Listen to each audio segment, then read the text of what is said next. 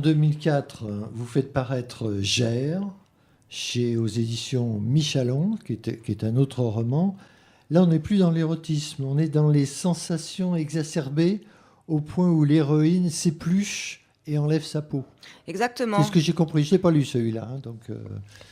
Autant Saraka 477 qui se voulait un roman érotique et qui, au bout du compte, se retrouvait toujours classé en littérature. C'est une narratrice, c'est un être humain donc féminin qui se déshabille. Et qui se déshabille physiquement et surtout psychologiquement, un petit peu comme un oignon. Elle se met à nu. Dans Gère, la narratrice va encore plus loin, puisque c'est la même démarche. Elle continue de se mettre à nu. C'est-à-dire que là, c'est pas les vêtements qu'elle enlève, c'est pas la culotte, c'est sa peau. Donc effectivement, on est au-delà du sexe, on est au-delà même de l'identité sexuelle ou de l'identité de genre.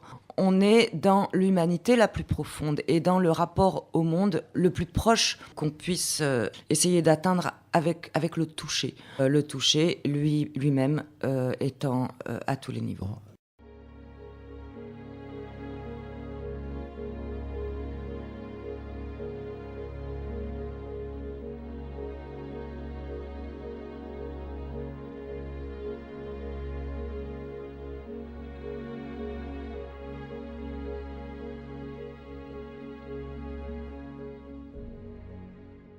Un autre livre également, Dernière fin du monde avant le matin, qui est un livre de poésie avec des illustrations. Les illustrations, elles sont arrivées au bon à tirer à la fin, quand on avait tout fini. C'est l'éditeur Luciano Melis.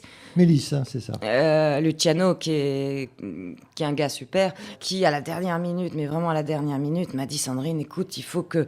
C'est très très bien comme ça, elle est belle la mise en page, mais... Avec, tu dessines tout le temps, tu pourrais pas essayer de nous rajouter quelques images là avec ton joli crayon, ta jolie plume. Il restait peut-être 2 jours avant la fabrication du livre. Bon, je travaille, je suis salariée à plein temps et je n'ai pas éteint la lumière de la nuit après avoir reçu ce dernier mail. Et d'une traite, j'ai pris mon noir d'aquarelle et j'ai fait quelques illustrations. Et elles se sont retrouvées là. Mais elles n'étaient pas prévues au départ. C'est superbe. Excepté pour l'illustration de couverture, qui, elle, était prévue au départ, puisqu'on l'avait choisie ensemble. L'illustration de couverture étant une petite gouache toute miniature que j'avais faite encore 10 ans avant, donc vers l'âge de 19 ou de 20 ans, et qui avait bien plu à Luciano.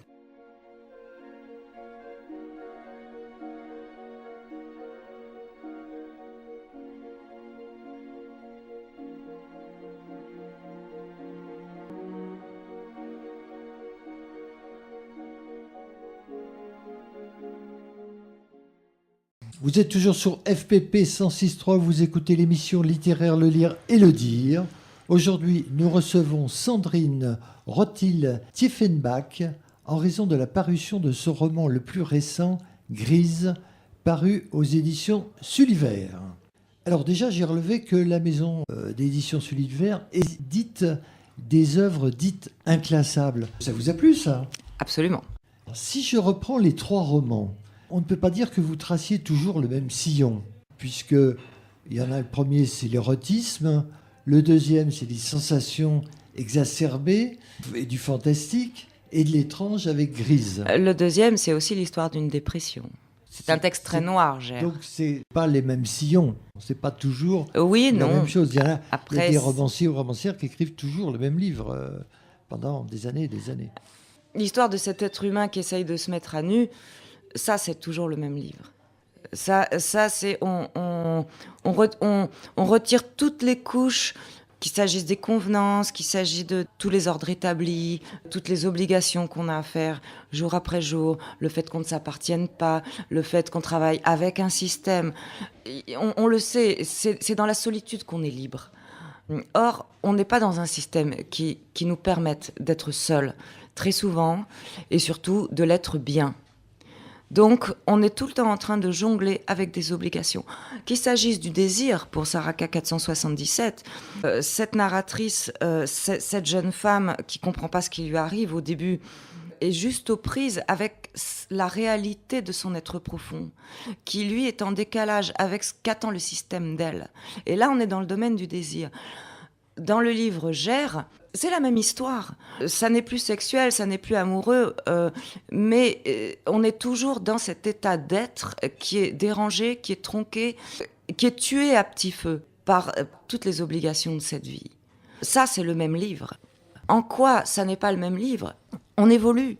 Si l'être humain, de sa naissance à sa mort, a quelque chose d'immuable, j'entends par là ce qui fait son insécable, son être insécable. Il évolue tout de même.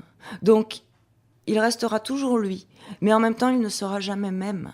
Et peut-être, finalement, que le travail de l'écrivain ou du créateur, quel que soit le vaisseau utilisé, est de raconter cette quête qui, à mon avis, est propre à tous. Et puis, on peut raconter la même histoire en prenant des angles totalement différents. Ah oui. Bien sûr. Est-ce que vous pouvez faire le pitch de Grise, comme ça, mais juste rapidement pour situer le récit? Je peux dire comment ça commence. Oui, voilà. Grise, comme chaque matin, va à son travail, mais ce jour-là, elle ne peut pas y aller. Elle ne trouve pas le métro, elle n'a pas d'accès au métro. Les rues sont désertes. Elle a l'impression qu'elle est invisible, parce que personne ne la voit et personne ne l'entend. Et personne ne lui répond. Personne ne lui répond. Elle essaye de parler à des filles qui passent dans la rue, mais elle a l'impression que ces filles-là ne la voient pas. C'est comme si elle était invisible. De plus, l'heure a l'air de s'être arrêtée. Donc, comme elle ne peut aller nulle part, elle essaye de rentrer chez elle. Et à ce moment-là, en revenant sur ses pas, elle constate que sa propre rue a disparu. Voilà comment Grise commence. Alors, quelle est la genèse de ce livre ? Est-ce qu'il y a un point de départ qui s'est développé au fur et à mesure ? Comment ça s'est passé ? Il y a eu 2 versions de ce texte. Et celui qui est publié, c'est la 2e version. Au départ, je racontais une tranche de vie beaucoup plus longue. Finalement, j'ai choisi de garder uniquement la métaphore. Alors, dès la première page, le lecteur est confronté à l'étrange dans la vie ordinaire. Absolument. Cette situation est dévoilée aussi bien pour le lecteur que pour le narrateur, dont on apprend qu'elle se nomme Blanche. Une des particularités de cette étrange, ou étrangeté, je ne sais pas, c'est qu'il n'y a pas d'homme. Pas tout de suite.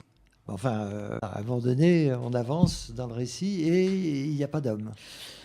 Là, je risquerais de déflorer la chute. Il y a un homme, mais on ne le voit pas, ou en tout cas, il n'entre pas en scène. Alors, Blanche remarque que pourtant tout semble normal, ou plus exactement, et ça c'est vous qui l'écrivez, tout semble anormalement normal.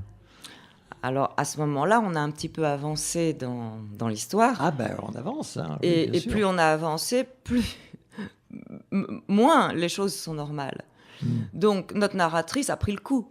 Lorsqu'elle se retrouve dans une situation qui a l'air normale, ça ne l'est plus normal, puisqu'elle s'est habituée à la normalité depuis le début du texte.